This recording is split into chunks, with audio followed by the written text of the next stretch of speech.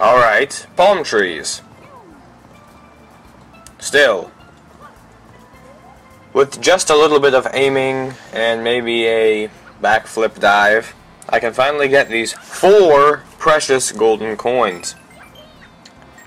That's a ratio of like 10 seconds per coin if you're doing all the time it took me to get up there. But I made up for it, right? I made a smooth jump to the second palm tree and screwed it up. So, let's just see if the third one's got much. It's got the thinnest of all the trunks, but I seem to do just fine here. And you can see the lovely expanse of blue and other blue water and the white sand, and it all looks pretty nice from up here on these trees. And from down here, I guess, it kind of looks good too.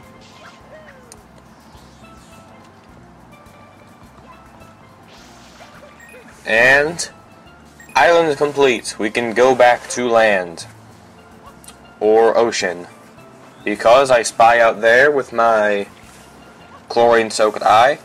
It's a blue coin. I think that is all of the blue coins out here in the ocean, except for maybe 1 or 2.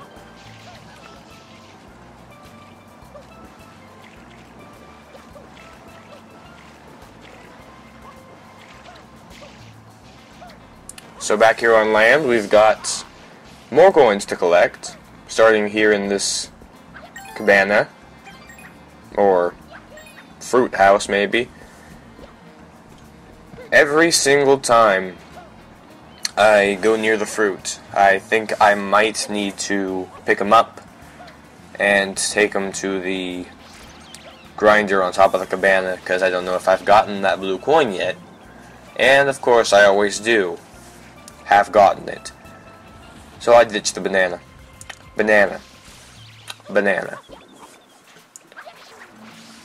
More ducks. I'm thinking they're going to get in my way if I try to push a melon by them. I don't trust a duck as far as I can throw it, because they throw me pretty far, so the inverse proportion of that is I'm not going to throw them at all.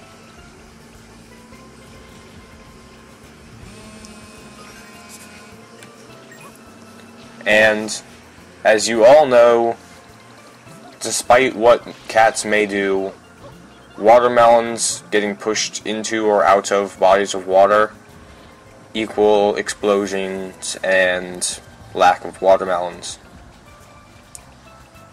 Now, from an architectural standpoint, maybe there used to be a giant rock straight out from this ramp, so they had to put a giant zigzag in it.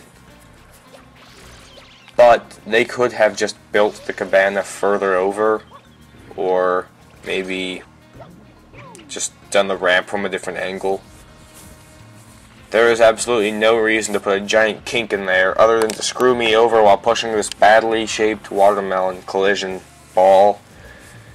And they know it. So I'm going to slowly nudge this huge, somehow a round watermelon that I'm not going to question why it's round. They probably have those in Japan.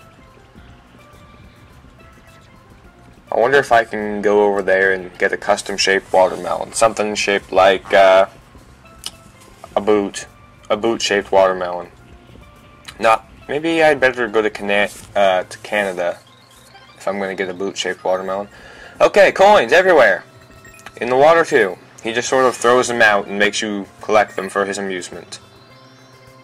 Like a drunkard. And dancing for pennies. Okay. Sliding along. And I know there's another melon back by the fruit house I could go push over to him. He'll give me the same amount of coins for that, maybe. Look at that giant mirror and its reflection. Oh, I guess I'm going up here. Because there's this stack of gold coins leading to a blue coin. I can probably collect some of the gold coins from this. And there are some down here too. And back up here. I have finally gotten back on the tightrope, so I'm going to try and get out onto the second upper ring majing by jumping. See how I can almost, because that is the upper level. That is the level I could not reach from before. So if I do a running jump, maybe if I don't spin, I can actually make it out onto that upper level of ropes, and I retract my previous "that might be impossible" sentence. Okay, let's give it another go. And jump, and okay, I didn't time that right. Resetting for one more chance. You can see that watermelon down there is just taunting me with its big, full of coin roundness. It's asking to get, like, pummeled into a coin. Okay! Impossibility overcame. There's a blue coin here. But of course I fall down after collecting it. So it's back to the clip show. Can I make it immediately again? Yes, I can. It's a lot easier once you know what you're doing. And there's not really any quick way to traverse this tightrope business. You just jump along. If you dive, then it won't speed you up, because then when you hit the rope, you'll be holding on to it instead of standing on top of it, and that slows you down. You gotta stand back up on it. That's no good. So just bounce to bounce, bounce to bounce. And here's where the difficulty ensues. Tiny little pole you can stand on, but you have to jump up to the next rope. And we're pretty high up in the level now. And now we're pretty down low in the level now. I guess that's how the melon crumbles.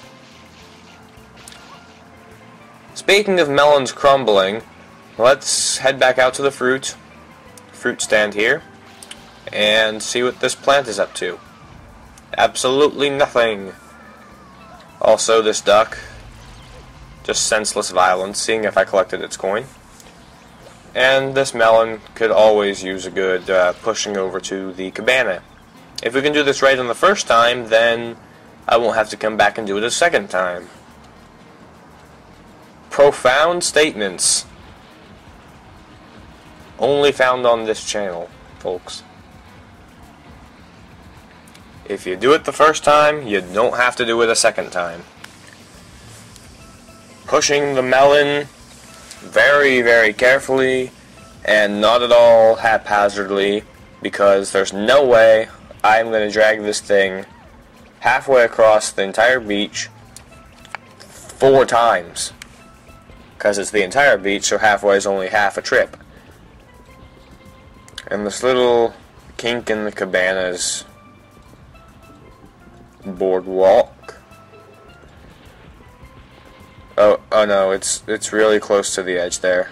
Can I, like, push it from outside of that? Oh, come on! That's as close as it could have been before it exploded, before he would have noticed that I had it. Does this guy have, like, 4-foot vision? Did this guy used to be a Metal Gear guard, and now he's trying to be a cabana owner guy?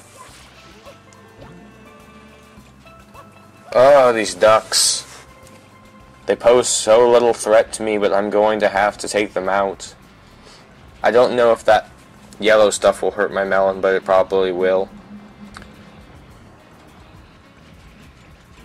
As long as the duck is dead, it will not hurt my melon. And these palm trees, with their being in a circle-ish fashion, that couldn't have been natural. Since when do trees grow on beaches? Does that happen? I don't know. Anyway, melon. These guys, they have 3 melons, but they aren't like these ones. They don't roll, they don't explode, and they probably are proud of them, even though every single other melon in this level is huge. Way bigger than theirs. I have to get the absolute biggest before I can actually get a prize, other than strewn about coins. Being extremely careful not to get it to fall off to the side.